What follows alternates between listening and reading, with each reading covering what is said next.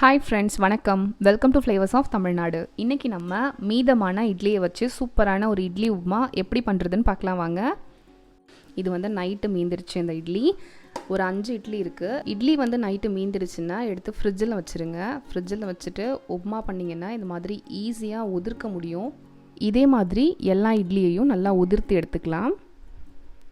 நீங்கள் காலையில் மீந்துருச்சுன்னா எடுத்து ஃப்ரிட்ஜில் வச்சுருங்க. நைட்டு வந்து டின்னருக்கு பண்ணிக்கலாம். அப்படி இல்லைனா ஈவினிங்கில் ஒரு ஸ்நாக்ஸாகவும் இந்த மாதிரி இட்லி உப்புமா பண்ணி கொடுத்துக்கலாம்.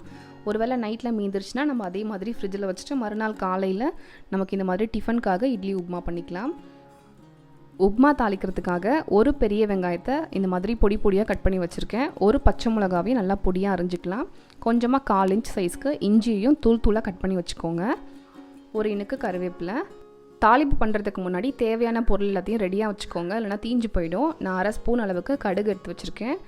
1 ஸ்பூன் கடலைப்பருப்பு, 1/2 ஸ்பூன் உளுத்தம்பருப்பு, 2 காஞ்ச மிளகாயை நல்லா தூள் தூளாக கிள்ளி வச்சுக்கோங்க. கொஞ்சமாக வந்து மஞ்சள் தூள் எடுத்து வச்சுக்கோங்க. இது எல்லாமே ரெடியாக இருக்கட்டும். இப்போ எண்ணெய் நல்லா காஞ்சிடுச்சு. கடுகு சேர்த்துடலாம். கடலைப்பருப்பு, உளுத்தம்பருப்பு. இப்போ கடுகு பொரியட்டும். பொரிஞ்சதுக்கப்புறமா நம்ம மிளகாய் சேர்த்துக்கலாம்.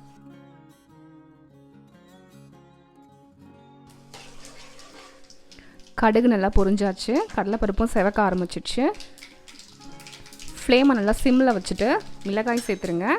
மிளகாய் சேர்த்துட்டு நம்ம கட் பண்ணி வச்சுருக்கோம் இல்லையா, அந்த வெங்காயம், இஞ்சி, பச்சை மிளகா இதெல்லாத்தையும் சேர்த்துருங்க. கறிவேப்பிலையும் ஆட் பண்ணிடலாம்.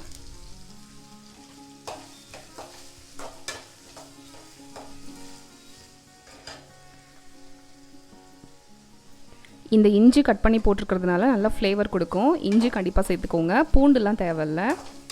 இந்த வெங்காயத்தை நல்லா வதக்கிக்கலாம். மஞ்சள் தூளையும் இப்போயே சேர்த்துடலாம். அப்போ தான் மஞ்சள் தூளோட அந்த வாசனைலாம் போயிடும். இல்லைனா ஒரு மாதிரி மஞ்சள் தூள் வாசனை அடிக்கும் உப்புமாவில். மஞ்சள் தூளையும் சேர்த்துட்டு நல்லா வந்து வதக்கிக்கலாம். இந்த வெங்காயம் நல்லா வதங்குறதுக்குள்ளே அந்த மஞ்சள் தூளோட பச்சை வாசனைலாம் போயிடும். உப்புமாவில் மஞ்சள் தூளோட ஃப்ளேவர் அதிகமாக இருக்காது. இந்த வெங்காயத்துக்கு தேவையான உப்பு மட்டும் சேர்த்துக்கலாம். இட்லியில் ஏற்கனவே உப்பு இருக்கும் இல்லையா, அதனால் கொஞ்சமாக பார்த்துட்டு ஆட் பண்ணிக்கோங்க. உப்போடவே சேர்ந்து அந்த வெங்காயம் வதங்கும் போது வெங்காயம் நல்லா டேஸ்ட்டாக இருக்கும். வெங்காயம் ஓரளவுக்கு வதங்கியாச்சு. இப்போ நம்ம உதிர்த்து வச்சுருக்கோம் இல்லையா, அந்த இட்லியை இதில் ஆட் பண்ணிடலாம். சேர்த்துட்டு நல்லா கலந்து விட்டுக்கோங்க.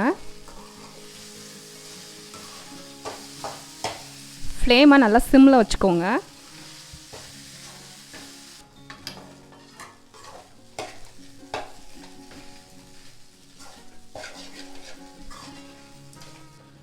இட்லி ரொம்ப வேக வைக்க வேண்டாம். ஏற்கனவே வெந்த இட்லி தானே, அதனால் இந்த உப்புமா வந்து சூடாகிற அளவுக்கு அதை குக் பண்ணினா போதும்.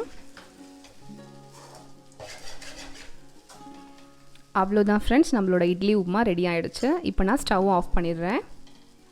கொத்தமல்லி தழை இருந்ததுன்னா மேலே தூவிக்கோங்க.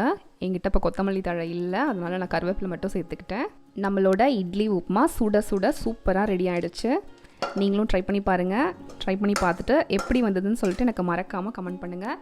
சேனலை மறக்காமல் சப்ஸ்கிரைப் பண்ணிக்கோங்க. அப்படியே பக்கத்தில் உள்ள பெல் ஐக்கானும் கிளிக் பண்ணிக்கோங்க. தேங்க்யூ ஃபார் வாட்சிங் ஃப்ரெண்ட்ஸ். மீண்டும் அடுத்த வீடியோவில் பார்க்கலாம். பாய்.